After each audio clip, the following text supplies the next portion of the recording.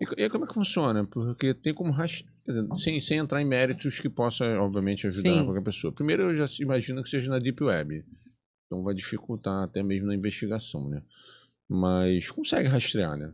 Algumas coisas é possível rastrear. A gente sempre fala que todo crime virtual, ele deixa vestígios digitais.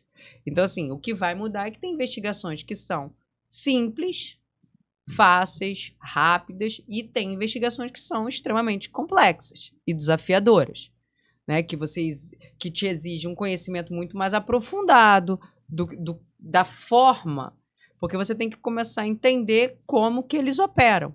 Então, assim, você tem que ter aquele conhecimento muito mais aprofundado. E, por um lado, se a gente for pensar, o delegado, ele é formado em direito. Então, aquilo dali perpassa por um conteúdo tecnológico, por outras formas de conhecimento. É claro que você tem toda uma equipe também especializada e cada vez mais a gente vem se especializando no geral, né, em razão dessa necessidade do desenvolvimento das diversas formas de tecnologia, até porque, em geral, as empresas de tecnologia como um todo, as plataformas, as empresas, por exemplo, que desenvolvem aparelhos de telefone celular, isso não é segredo para ninguém, uma das coisas que elas mais investem é o quê? Segurança. Porque a gente, como cidadão, o que você quer? Você quer comprar um celular que seja o mais seguro. Que você tenha certeza que a sua conversa que você tenha certeza que a sua conversa não vai vazar, enfim, que você não vai sofrer qualquer tipo de invasão, violação. Então, assim, as empresas hoje vendem segurança. Só que essa mesma segurança acaba beneficiando as pessoas de bem e os criminosos. Não tem como uma empresa de celular falar assim, tá, pro cidadão, você é trabalhador, toma aqui, o telefone é esse. Você é criminoso, toma aqui outra forma, fazendo uma brincadeira bem, bem rasteira. Então, assim, cada vez mais a gente tem que se capacitar, se qualificar. Até porque, por exemplo, às vezes, hoje é lançado um equipamento, ou é lançada uma plataforma, é lançado algum tipo novo de linguagem, e você fala, tá, estudei, tô dominando, amanhã tem outro. Eu imagino que na equipe tem alguém, um programador e alguém de TI. Sim, né? Porque não tem como. Claro que você, obviamente, você é inteligente, aprendeu engenharia, você vai conseguir aprender. Não, mas são conhecimentos muito específicos. Extremamente específicos, né? Sim. Então, assim, você cada vez mais, e até porque se a gente for parar para pensar, a gente fala muito, crimes cibernéticos, etc. Mas hoje, boa parte dos crimes, eles têm pelo menos um viés ali cibernético, né? Hoje em dia a gente sabe que existe venda de droga, venda de arma, enfim, de moeda falsa, vários tipos de crime, né? Pirâmides, criptomoedas, que acontecem no universo cibernético. Então a gente até faz essa distinção do que seriam os delitos cibernéticos puros, né, propriamente ditos, e os impróprios, vamos assim dizer. Então, assim, hoje todo mundo tem que ter pelo menos um conhecimento ali básico. Deixa eu te fazer uma pergunta que o Pablo soltou aqui e acabou que bateu com isso aí. O Pablo é o nosso coordenador do CIESP. Tá. Lembra dele? Lembro. Um abraço, Pablo. Ele botou aqui, ó, o que a doutora está estudando atualmente? Depende, Pablo, assim, a longo prazo, a mais de longo prazo, assim, eu não estou nem estudando um assunto específico, né? Mas em razão, às vezes, de determinados compromissos e em razão de determinadas investigações, eu acabo voltando o estudo para alguma área ou outra. Por exemplo, agora eu tenho estudado muito sobre meio ambiente, sobre tráfico de animais silvestres, e mais à frente a gente vai falar sobre isso. Mas às vezes acontecem outros eventos também, enfim, que eu acabo... Outros projetos que a gente resolve se dedicar, por exemplo, vou escrever outro livro? Vou. Sobre o quê? De que forma que eu vou ser útil? De que forma que eu posso transformar esse conteúdo em algo que realmente vai ajudar as pessoas, né? Porque às vezes não adianta ser só para mero deleite acadêmico, né? Que tenha utilidade. Sim, você fala assim, como é que eu transformo isso numa linguagem que as pessoas vão poder usar e realmente vão poder ter aplicabilidade ali no dia a dia, ter utilidade, funcionalidade, que seja de fácil acesso para todo mundo. Tá, e assim, voltando a responder também o Pablo, uma coisa que eu tento fugir disso, mas não adianta. Eu gosto muito de entender, Thiago, eu vou chamar de desvio também com 1 milhão de aspas, mas essas mentes desviantes. No seguinte sentido, não aquelas pessoas que às vezes visivelmente ou por conviver, você fala assim, fulano tem uma dificuldade ali de interação, uma dificuldade de relacionamento. Eu vou dar um exemplo muito simples. Eu acho que toda turma, toda escola, todo mundo tinha aquele que era até a típica escola do professor, a escolinha lá do professor Raimundo, né? Você tem o estudioso, você tem o fofoqueiro, você tem o que dorme a aula inteira, o outro que falta, tem a mais bonitinha, você tem todos os tipos ali, eu acho que muito bem retratados. E todos nós tivemos isso também. E sempre tinha aquele aluno estranhão, o esquisitão, que não fala com ninguém, né? Que não tem namorada, que não tem turma, que não joga um futebol, que fica lá quietão no canto. Às vezes, esses olhares vão se voltar para esse aluno, por exemplo, assim, ó, tá vendo? Fulano é esquisito, eu sempre desconfiei dele, sempre soube. E às vezes não é. Ele é quieto ali na dele por algum motivo, mas não é um criminoso em potencial.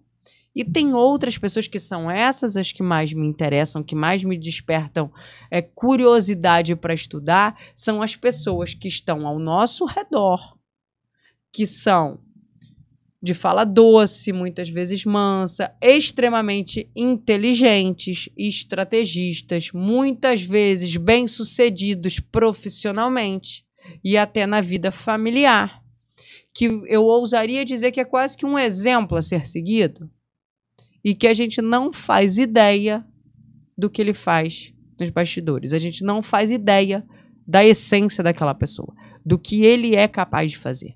Quase como se fosse assim, uma granada sem pino que você sabe que tipo, pode explodir, mas você não sabe a que horas. Né? E mais ainda, por exemplo, quando são mulheres. Porque a gente ainda tem muita dificuldade, enquanto sociedade, de acreditar que existem mulheres extremamente violentas. Criminosas extremas. A gente tem uma tendência de achar que normalmente ela sofreu alguma influência do companheiro. Acontece? Acontece. Mas é só esse tipo? Não. Então, assim, mulheres que muitas vezes são extremamente manipuladoras, seja na beleza, no charme, na inteligência, e conseguem muitas vezes atrair os homens, elas são as mentoras intelectuais e conseguem atrair os homens para que sejam os executores dos planos criminosos. Então, assim, essas mentes me chamam muito a atenção, porque, assim, qual é o momento que se rompe aquele limiar?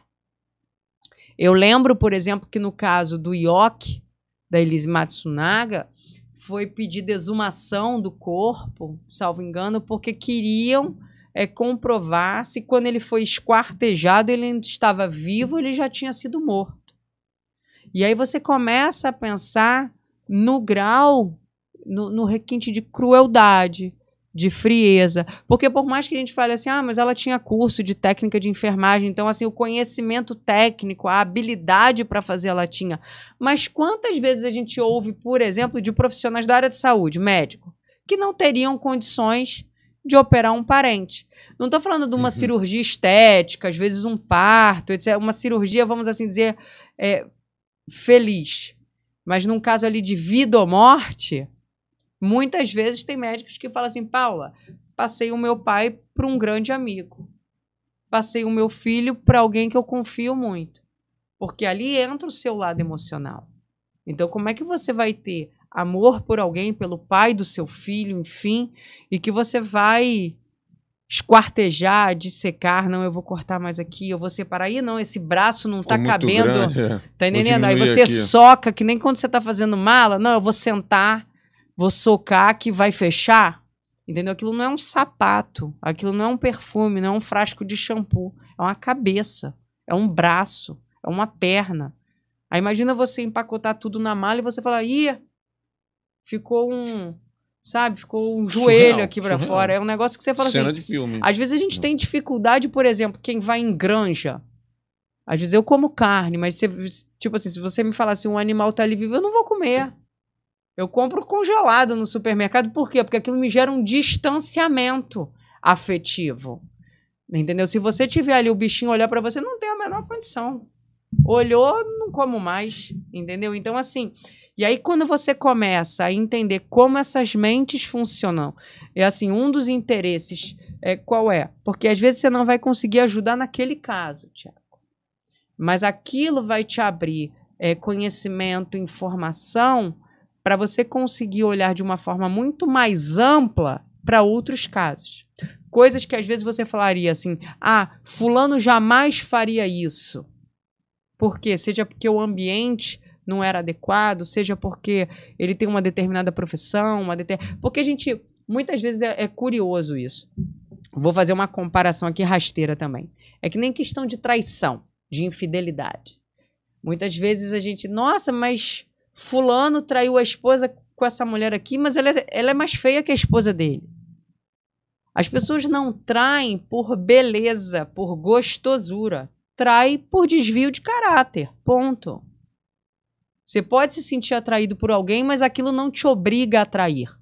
E aí você vai ter um comportamento leal ao seu parceiro, à sua parceira, e até de vou nem olhar, porque se eu olhar para ali eu sei que posso, enfim. Então, assim, você vê ali que tem um desvio de caráter, né? Então, assim, da mesma forma, isso acaba, às vezes, ajudando pessoas que, às vezes, fazem pela crueldade, pelo prazer de fazer. Então, por exemplo, se a gente for até dividir, existem, né, determinados casos que aconteceram recentemente, começaram a me fazer, por exemplo, estudar sadismo. Porque não adianta a gente ficar, às vezes, recriminando, fazendo postagens agressivas. Eu tenho que entender, ele existe, ele está entre a gente. E ele causa um rastro de destruição por onde ele passa. Então, alguém precisa entender aquela mente para parar o quanto antes. Por que a gente tem tantos tipos de criminosos seriais? Porque quando a gente fala de serial, normalmente remete só ao serial killer. Uhum. Aí a gente pensa, não, o único que é serial é o matador.